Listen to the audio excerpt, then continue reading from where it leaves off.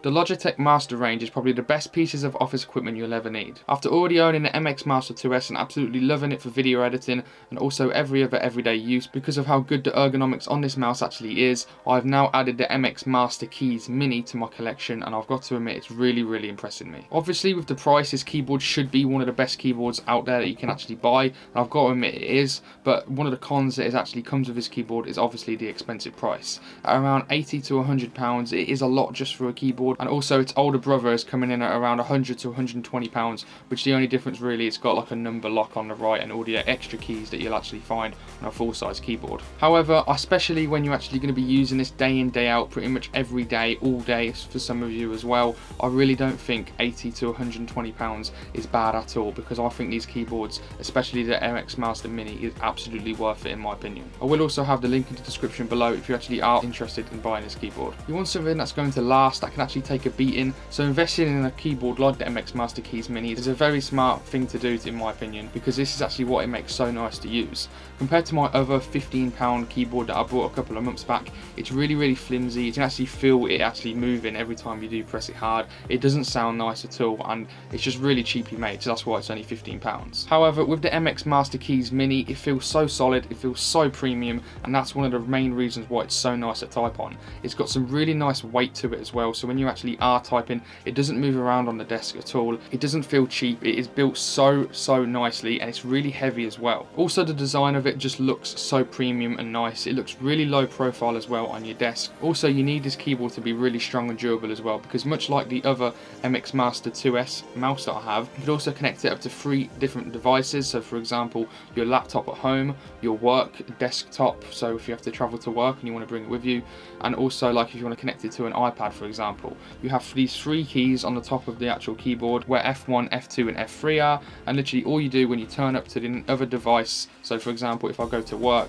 and I've connected up to 2, all I do when I get there is press 2 and it will auto connect once you've actually obviously connected it to the Bluetooth and everything like that beforehand for the first time. But literally all you do after that, you connect it to 2, and then for example if I want to come home to my actual main laptop desktop, all I do again is click 1 and I'm connected to my laptop. It's that quick and easy. So if you actually are going to be planning on bringing a keyboard to work as well to be using there as well as at home, that's why you need it to be really strong and durable, because if you're going to be putting it in your bag and you're going to be traveling a lot, it might take some knocks, like if you're getting on a train or if you're going to put it in the back of your car for example. You want it to be strong and you want it to be sturdy so it doesn't break. Also with Logitech products, if you actually download the Logitech Options app, you can actually customize like the keyboard and also the mouse, so you can actually map certain keys to actually change it to what you actually want.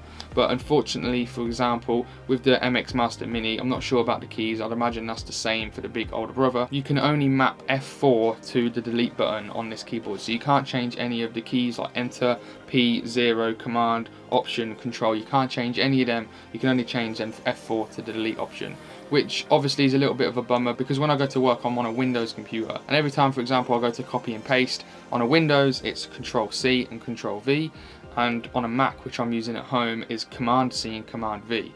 Now I haven't found another way to actually map it to that, but what I'd like to do is change it from command to control, so it's the exact same at home as it is at work as well, so I don't constantly get confused and press Control C at home instead of Command C. I just have to live with it, which is a little bit of a bummer, but at the same time, how many keyboards out there actually let you map any buttons? So it's actually a really good thing that you can actually map the F4 to delete. It's just a little bit annoying that you can't map all of them. Also, what I love about this keyboard as well is that there's a light underneath the keys, so it actually lights up the keys in the dark, so you can actually see what you're typing a lot easier. Not just for that, it just looks really nice as well. Like I mentioned earlier in the design of it's amazing, and especially if you're in a dark room and you start typing and the lights come on, it does look really nice. The only thing I'd say about the lights is that I'll actually like it to stay on a little bit longer, because once you've actually started to type and then you stop for a second, for example, if you're actually thinking of like what you're going to write next, or if you're actually moving your mouse and then you stop it, it does go off and then it comes back on as soon as you start typing. So you do see the light coming on and off a lot, and it can get a little bit annoying, but at the end of the day it doesn't really matter. It's just some of these little nitpicks that I'm actually thinking of now because of actually how good this keyboard actually is. The battery life is also amazing. It'll actually last you weeks, and even if you use it every day,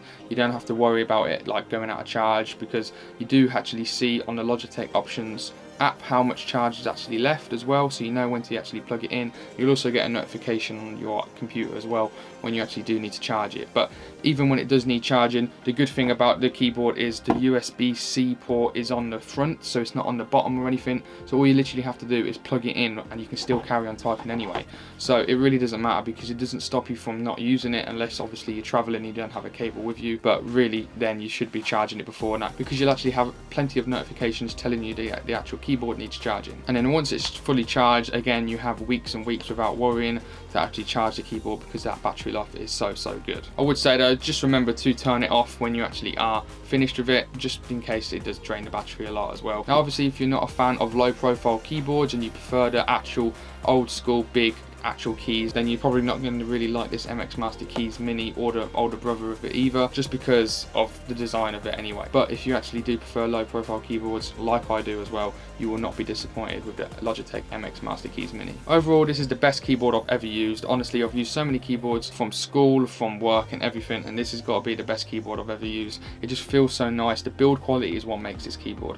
The build quality of how heavy it is, of how strong everything is together, how it doesn't move on the table, how nice the keys feel on it. Honestly, this keyboard is so nice. And if you want to go for the bigger option, obviously with the number locking keys, then go for it. I'm pretty sure they're the exact same. I just prefer a smaller mini keyboard without a num lock, because I don't use it at all anyway. It's so premium. It's really great for traveling. You can also buy a case as well for it as well, if you actually don't want to just leave it loose in your bag. But that's one of the reasons why I absolutely love it, because of how small it is as well. I can just put it in my bag if I want to travel with it. Again, like I mentioned earlier, I would leave the link in the description below for the MX Master Keys Mini and also its older brother, so you can actually decide which one you would like, because they are very similar.